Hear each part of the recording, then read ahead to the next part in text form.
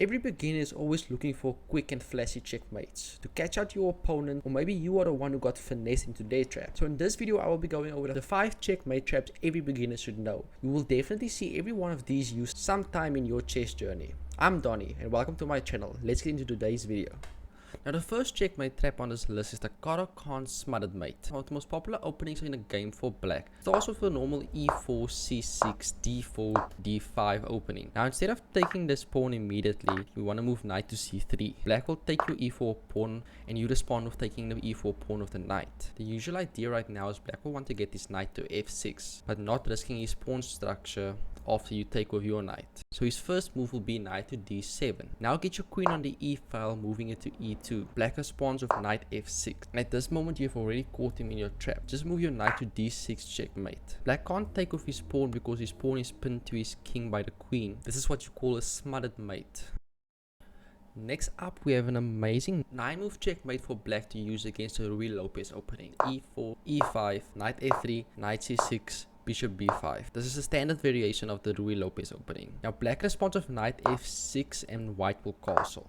But instead of continuing your development, immediately go knight g4 and white will push the h3 pawn. Now black's idea is to sacrifice this knight and get his queen on the h file. So what you want to do now is push the h5 pawn. Now white will take your knight. Afterwards you respond with h takes g4. Now what white should do right now is also sacrifice his knight, because the moment he pushes his knight away, it's checkmate in 3 moves. If he pushes the f3 pawn, you just push the g3 pawn, and the next move is guaranteed checkmate.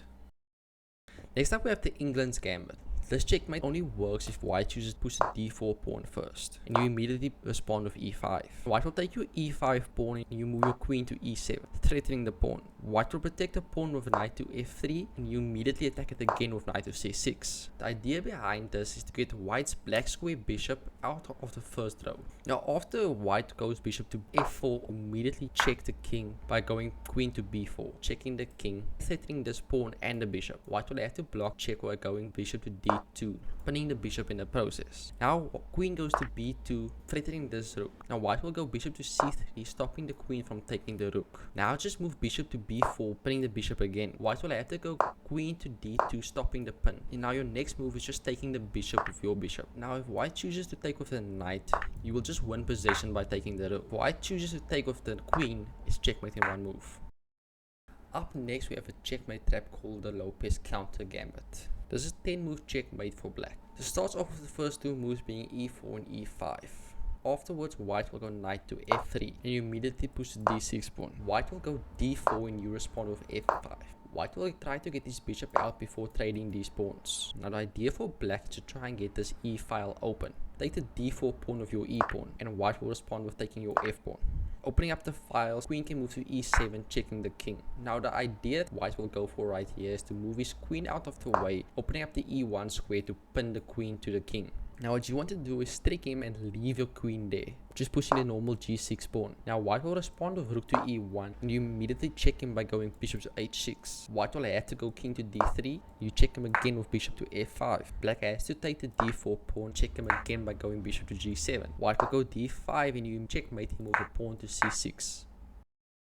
Now this is a super slick 7-move checkmate for black. It also follows a normal e4, e5, knight f3, knight c6 position. White will go to b4.